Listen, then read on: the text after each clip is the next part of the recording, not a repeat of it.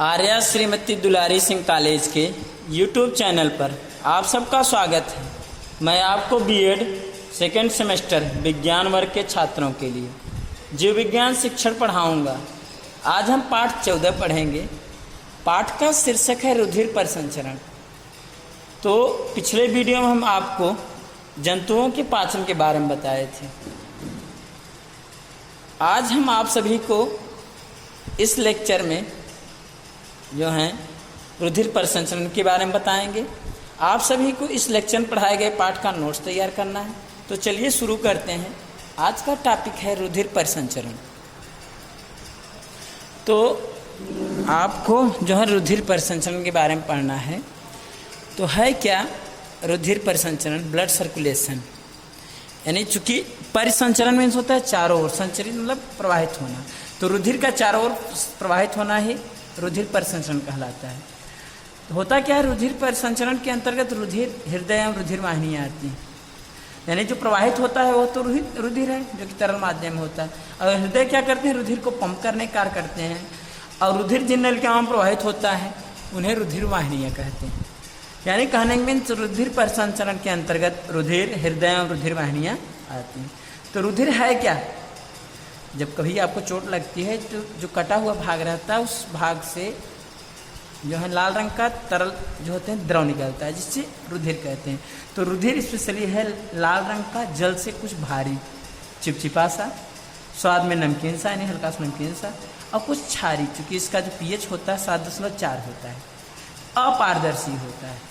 और मानव शरीर में शरीर के भार का 7 से 8% जो होते हैं रुधिर होते। अब बात करते हैं रुधिर की संरचना की, स्ट्रक्चर ऑफ ब्लड की। होता क्या है, अगर आप रुधिर की संरचना देखेंगे तो रक्त जो होते हैं में 3 भाग होते हैं, रक्त जो होते हैं में 2 भाग, एक रक्त कणिकाएं, एक रुधिर प्लाज्मा। तो रक्त कणिकाएं जो होती हैं ये सजीव कोशिकाएं होती हैं, और रुधिर प्लाज्मा जो होते हैं निर्जीव आधारित तरल होता है।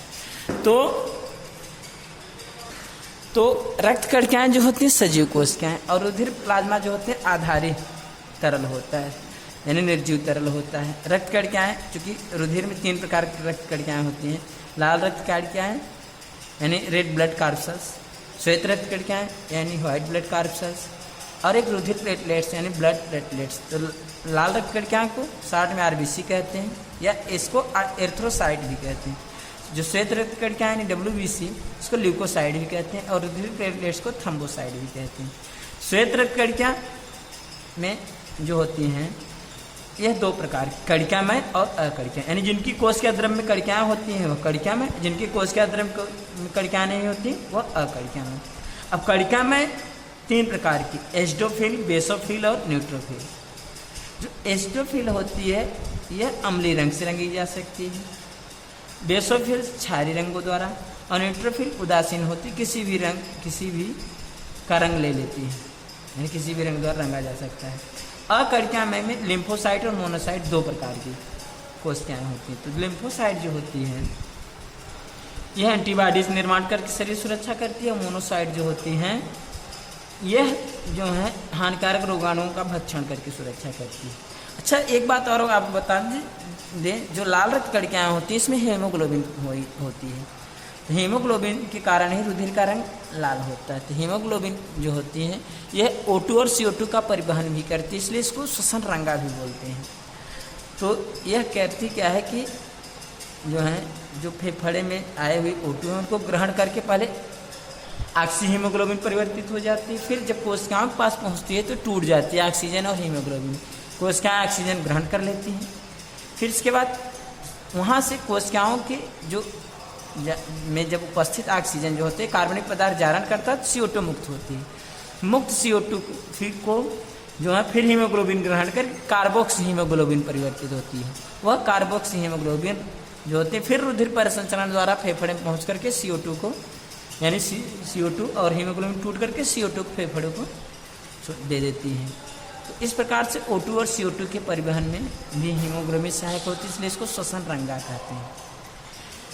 तो आपको बताएं जो है श्वेत रक्त कणिकाएं में कणिकामय और अकणिकामय, और कणिकामय में 3 प्रकार के, एसिडोफिल, बेसोफिल और न्यूट्रोफिल।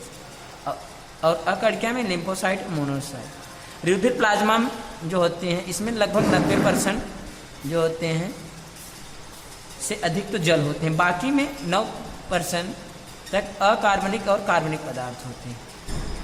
तो अब जो है रक्त की संरचना हम आपको थोड़ा सा दिखा दे रहे हैं। होता क्या है रुधिर की संरचना में जो है, मान लीजिए कि यह जो भाग है यह रुधिर की संरचना में भाग होता है कि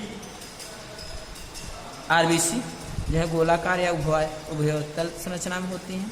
यह अनियमित आकृति की डब्ल्यूबीसी होती है। तो इसमें डब्ल्यूबीसी में जो है यहाँ पर आपको कड़कियाँ में दिखाए हैं, एओसिनोफिल या एसिडोफिल कहते हैं, यह बेसोफिल है।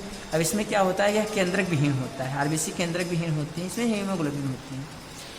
अब इसके केंद्रक जो इओसिनोफिल या एसिडोफिल भी बोलते हैं इसको, एसिडोफिल, तो यह जो होती हैं, अब इसमें केंद्रक होता है, इसका जो केंद्रक होता है 2 पिंडों में बटा रहेगा, एक सूत्र द्वारा परस्पर जुड़ा होता है। बेसोफिल जो होते हैं यह 2 या 5 पिंडों में बटा रहेगा, या 2 से 4 मान लीजिए, या 3 पिंडों में बटा रहेगा, लेकिन सूत्र द्वारा परस्पर जुड़ा नहीं होता। न्यूट्रोफिल जो होते हैं यह 3 से 5 पिंड, 5 या 5 से अधिक भी हो सकता है पिंडों में बटा रहेगा, लेकिन पतले सूत्र द्वारा परस्पर जुड़ा होता है। और जो अकड़किया में लिम्फोसाइट और मोनोसाइट होते हैं, लिम्फोसाइट का केंद्र गोलाकार और मोनोसाइट का केंद्र जो होते हैं गोलाकार होता है, लेकिन एक और कुछ कटा हुआ, यानी घोड़े की नाल की आकृति की भी हो सकते हैं, वृक्काकार भी कह सकते हैं। और रुधिर प्लेटलेट जो होते हैं यह वास्तविक रुधिर कड़कियाँ नहीं होती, यह चूँकि अस्थि मज्जा के ही टुकड़े होते हैं। यह भी जो होती है अनियमित आकृति की होती है, सिर्फ स्तनियों के रुधिर में रुधिर प्लेटलेट पाई जाती है और रुधिर के थक्का बनने में सहायक होती है। आपको इस प्रकार से थोड़ा सा जो है सिंपल में आपको यह साधारण तरीके से आपको रक्त की संरचना आपको दिखाई दी है। अब बात करते हैं रुधिर के कार्य के बारे में। तो रुधिर के कार्य, पहला तो हार्मोन्स का संवहन करना। होता क्या है कि जो अंतःस्रावी ग्रंथियां होती हैं उनसे जो स्रावित हार्मोन्स होता है सीधे रुधिर मिलता है, तो रुधिर के माध्यम से ही इनका संवहन होता है। दूसरी बात उत्सर्जी पदार्थों का संवहन। होता क्या है, जो उपापचय क्रिया के फलस्वरूप जो यूरिया, यूरिक अम्ल यह सब बनते हैं, यह रुधिर में मिलते हैं, फिर वृक्क उनको छान करके मूत्र के रूप में बाहर निकालने में मदद करता है। नहीं, उत्सर्जी पदार्थों के संवहन में भी सहायक होते हैं। पोषक पदार्थों का संवहन में भी रुधिर के वर्क है। होता क्या है, जिससे भोजन जब पच गया तो पचे हुए पोषक पदार्थ रुधिर परिसंचरण द्वारा ही शरीर की समस्त कोशिकाओं तक पहुंचाए जाते हैं, इसलिए पोषक पदार्थों के संवहन में भी सहायक हुआ। घाव व चोट लगने पर मरम्मत करना। होता क्या है, जो डब्ल्यूबीसी होती है, जैसे मान लीजिए घाव या चोट लग गया, तो जो चोट वाला स्थान होता है वहाँ पर जो हानिकारक रोगाणु वगैरह होते हैं उनको तो नष्ट भी करती ही है, इसके अतिरिक्त कोशिकाएं या ऊतकों को विभाजन के लिए प्रेरित करती है, उनकी वृद्धि के लिए भी प्रेरित करके घाव व चोट को भरने में मदद करती है।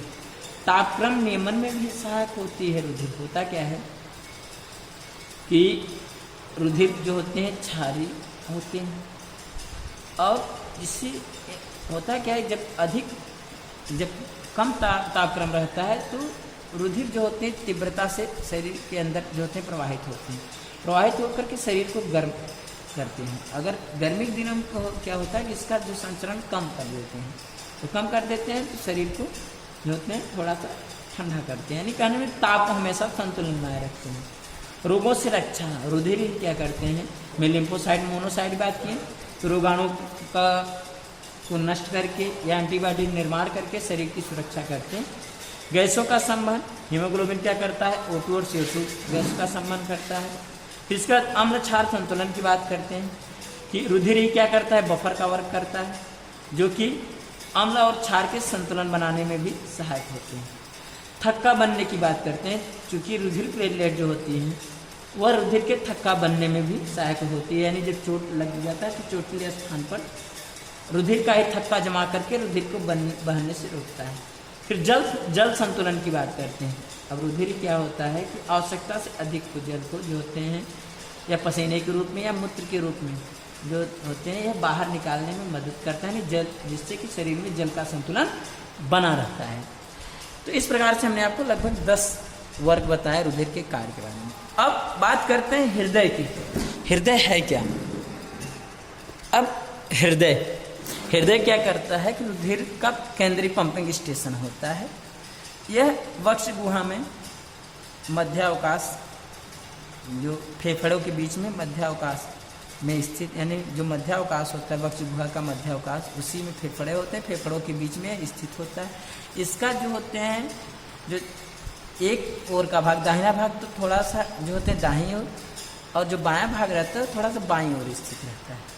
यानी चौड़ा भाग जो होते हैं थोड़ा सा दाहिनी ओर, और बायां, और जो सकरा भाग होता है थोड़ा सा जो होते हैं, इससे यह भाग जो होते हैं दाईं ओर, और यह भाग जो होते हैं बाईं ओर की स्थित होता है। अब हृदय की वाह्य संरचना की बात करते हैं तो हृदय में 4 कक्ष होते हैं। ऊपर की ओर दायां लिंग और बायां लिंग, और नीचे की ओर दायां निलय और बायां निलय।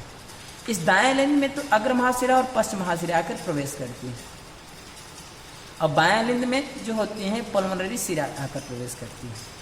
अब दायां निलय से तो पल्मोनरी धमनी या फुफ्फुस धमनी बाहर की ओर निकली रहती है, और बायां निलय से जो है सिस्टेमिक महाधमनी या दैहिक महाधमनी, यही मान लीजिए ये क्या है, दैहिक महाधमनी या सिस्टेमिक महाधमनी बाहर की ओर निकली होती है। इस प्रकार से तो यह तो वाह्य संरचना, आप क्लियर होंगे इसकी आंतरिक संरचना में। यह हृदय की आंतरिक संरचना है। हृदय की आंतरिक संरचना में 4 कक्ष, ऊपर की ओर दायां लिंग और बायां लिंग, और नीचे की ओर दायां निलय और बायां निलय। और इस दायां लिंग में सारे शरीर से अशुद्ध रुधिर को लाने के लिए अग्र महाशिरा और पश्च महाशिरा, यहाँ पर यह अग्र महाशिरा छिद्र है, यह पश्च महाशिरा छिद्र। अग्र महाशिरा और पश्च महाशिरा इस दायां लिंग में आकर के प्रवेश करती हैं, सारे शरीर से अशुद्ध रुधिर को यहाँ पहुँचाती हैं।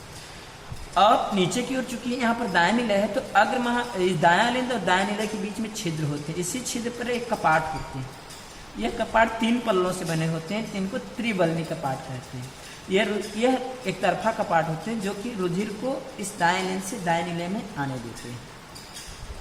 और इस दाएं निलय से के ऊपरी भाग के बाएं कोर से जो होती है निकली होती है फुफ्फुस धमनी या पल्मोनरी धमनी या पल्मोनरी चाप। यह क्या करती है, अशुद्ध रुधिर को, अब इसी के आधारी भाग पर 3 जो होते हैं अर्धचंद्राकार कपाट लगे होते हैं, यह भी एक तरफा कपाट होते हैं।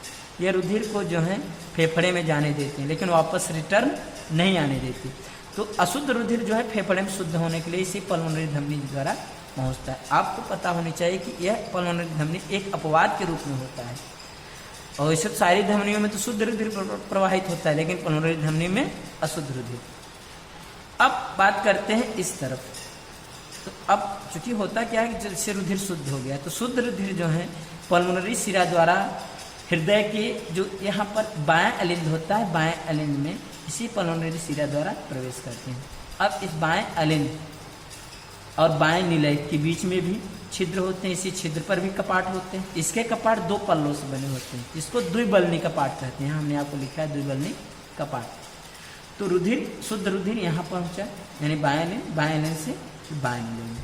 और फिर इसके बाद इसी बाएं निलय के ऊपरी भाग के दाएं कोण से सिस्टेमिक महाधमनी, जिसको आप दैहिक महाधमनी कहते हैं, यहाँ से रुधिर जो होते हैं सिस्टेमिक महाधमनी पंप होंगे और शरीर के समस्त भागों में पहुंचा दिए जाते हैं। होता क्या है, एक बात और थोड़ा क्लियर कर लीजिए कि जो निलय की दीवार पे छोटे छोटे भंज उपस्थित होते हैं, जिसे ट्रेबिकुलिक कार्नी कहते हैं। लेकिन होता क्या है कि जो बाएं निलय में अधिक लंबे लंबे भंज पाए जाते हैं, जिसे कार्डिक टेंडनी कहते हैं।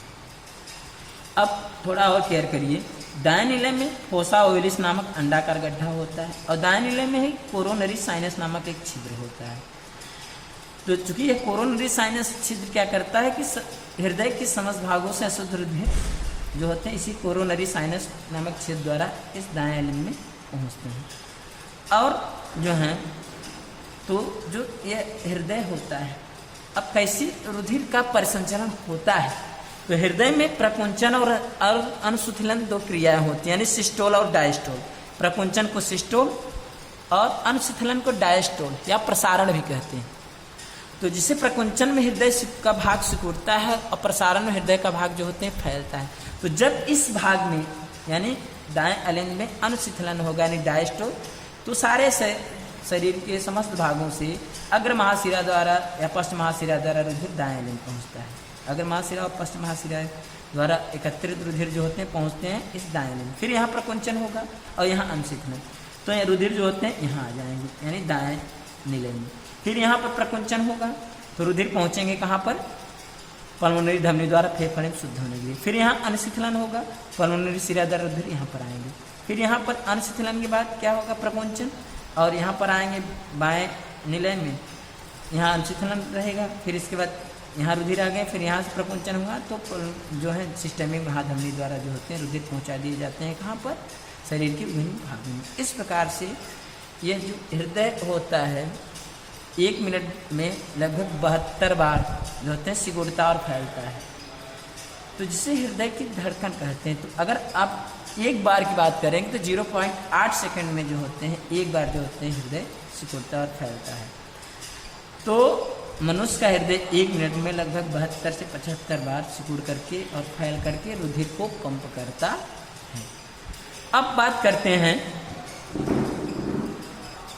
अब हम आपको रुधिर वाहिनियाँ के बारे में बताएंगे कि ब्लड वेसल्स है क्या, क्योंकि जिन नलिकाओं में रुधिर प्रवाहित होता है उन्हें रुधिर वाहिनियाँ कहते हैं। रुधिर वाहिनियाँ निम्न 3 प्रकार की होती हैं, धमनी यानी आर्टरी, सिरा यानी वेन और केशिका यानी कैपिलरी। अब हम आपको इस प्रकार से बताएं कि आप धमनी और सिरा के बारे में अंतर भी कर सकें। तो जो धमनियाँ होती हैं रुधिर को हृदय से अन्य अंगों और ऊतकों की ओर ले जाती हैं, लेकिन सिराएं क्या करती है, अंगों व ऊतकों से रुधिर को वापस हृदय की ओर ले जाती हैं। तो सिराएं जो होती हैं यह रुधिर को अंगों और ऊतकों से रुधिर को वापस हृदय की ओर ले जाती हैं, क्योंकि जो रुधिर पंप करने का कार्य करता है वह धमनियों में रुधिर पंप करता है और सिराओं द्वारा एकत्रित रुधिर हृदय की ओर आते हैं। अब होता क्या है, क्योंकि रुधिर को पंप करता है हृदय से धमनियों में, तो इसमें रुधिर अत्यधिक दबाव और झटके के साथ आगे की ओर जाता है। और इसमें क्या होता है कि वापस जा रहा है हृदय की ओर, तो इसमें रुधिर कम दबाव के साथ और एक समान बहता है। धमनियों में क्या होता है कि इसमें शुद्ध रुधिर प्रवाहित होता है, लेकिन आपको अपवाद बता दिए थे पल्मोनरी धमनी को छोड़ करके, जो कि फेफड़े में शुद्ध होने के लिए रुधिर को ले जा रही है। इसमें अशुद्ध रुधिर प्रवाहित होता है, लेकिन अपवाद हमने आप बताया कि जो शुद्ध रुधिर पल्मोनरी शिरा द्वारा पहुंचता है जो है हृदय के बाएं भाग यानी बाएं नींद में पल्मोनरी शिरा को छोड़कर। अब धमनियों में क्या होता है, क्योंकि शुद्ध रुधिर प्रवाहित हो रहा है तो इनका रंग गुलाबी या चटक लाल रंग का होता है, लेकिन इनका रंग कैसा होता है, गहरे लाल रंग का या नीले बैगनी रंग का होता है। धमनियों में कपाट अनुपस्थित होते हैं, लेकिन सिराओं में क्या होते हैं, थोड़ी थोड़ी दूरी पर कपाट पाए जाते हैं। और धमनियों की गुहा कैसी होती है, सकरी होती है, लेकिन इनकी सिराओं की गुहा कैसी होती है, चौड़ी होती है।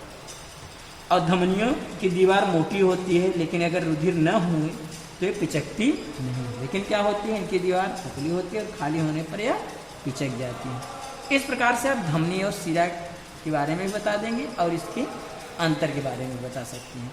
अब बात करते हैं केशिकाओं के बारे में। रुधिर केशिकाएं है क्या, तो केशिकाएं कैपिलरीज, तो रुधिर की जो पतली पतली नलिकाएं होती हैं उन्हें रुधिर केशिकाएं कहते हैं।